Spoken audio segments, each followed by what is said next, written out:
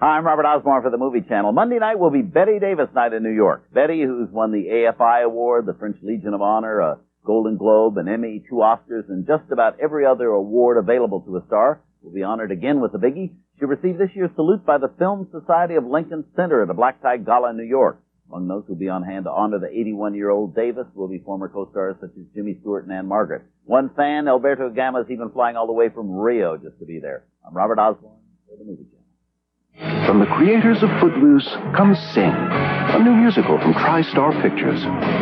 The location is Brooklyn, and the neighborhood has changed. The people who live here fight to hold on to what they've got. A community in crisis that turns to Sing, a musical tradition that has held them together for over 40 years.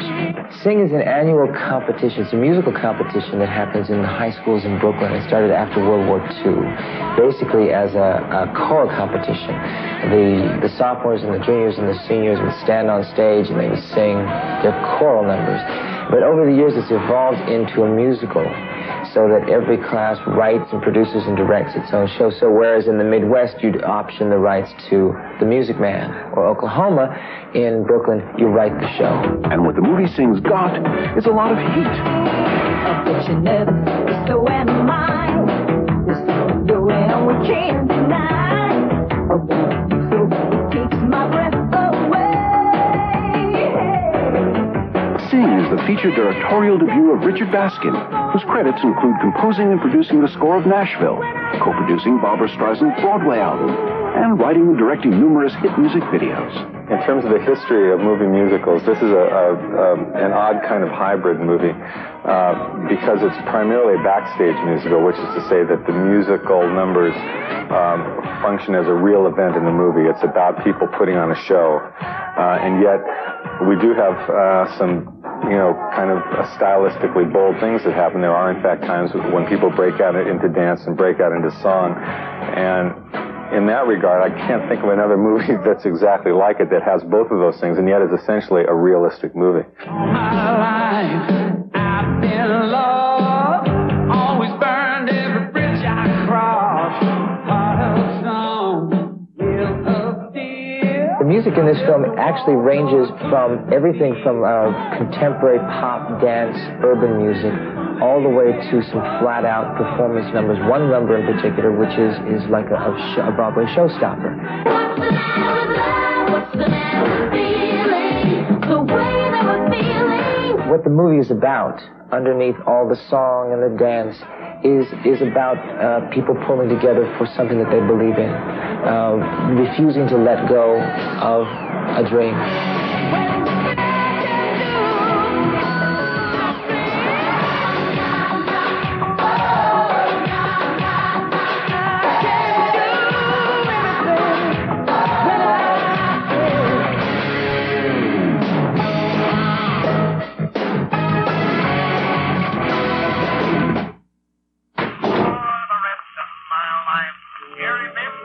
Not all movies are made in Hollywood, nor do all the films made end up in movie theaters. In fact, there are lots of independent souls who try to do it on their own, like these guys from Spokane, Washington. Step right up. Only $1 the name of the film. Yeah. Forget about the stock market. Invest in something real solid. A solid comedy. Come on up. Get a flyer.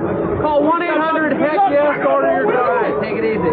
The entertainment value of the century. And how did this all begin? We both have had ideas about how to bring small-time art and film to the big market. And it's basically, so you don't have to live in New York or LA, you produce it at home, put it in a quirky vehicle, and drive to the door of the distributor or the gallery and say, here I am. And if you don't like it, if we can't come in the building, then we'll show it out of the truck. Only a Buck is loosely based on its own making. We put out over 5 million of these products each year. And a couple of them did become tainted, which is too bad. In fact, it could be a tragedy. But I think if you check it out, you'll find that we have a safe plant. Thank you very much. You know, this story could have been a lot better. I mean, there could have been some good shots in it. You want to know who suffers from all this? What the hell is he doing up there? Television viewer. Well, I'm not going to have anything to do with it anymore. Get him over I'm done with this station, and I hope you're done with it too.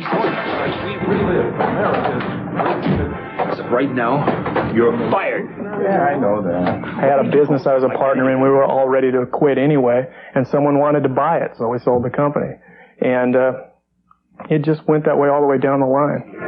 Didn't I tell you? I figured out what to do. I'm making a movie. A movie? About what?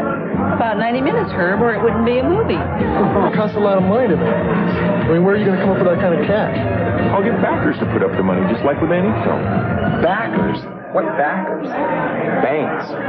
When I still had my job, I applied for every credit card on the planet, figuring if I ever get cancer and have 6 months to live, I'm going to live it up. It's a great idea. The movie was made for about $75,000. And it doesn't sound like much in Hollywood terms, and it's not. But in our terms, it's a lot. So I think it was a big budget movie. But we spent our money carefully, I think.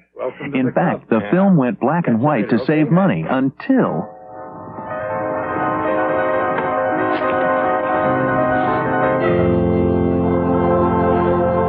And when it was finished...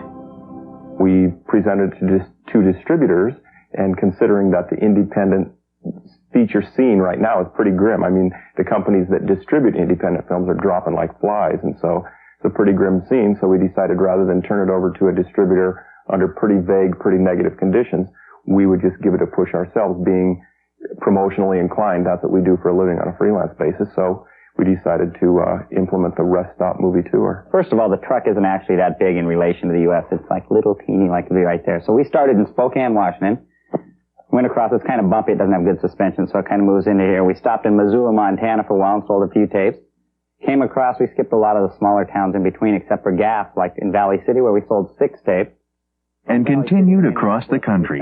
But ultimately... We want a theatrical release for only $1, and we're not done yet. We think we can get it. We've been selling limited edition video cassettes to lucky people out the back of our truck, and they are going to be holding a really expensive piece of art, actually. And maybe the film will make it to the silver screen. Only $1 was accepted into the 1989 LA Film Festival. The most important thing about a movie is responding to it, is it affecting me. Coming out of it with a certain sense of either awe or joy or depression, something like that.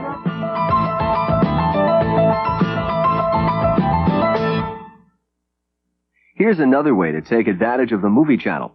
TMC's Weekend Multiplex.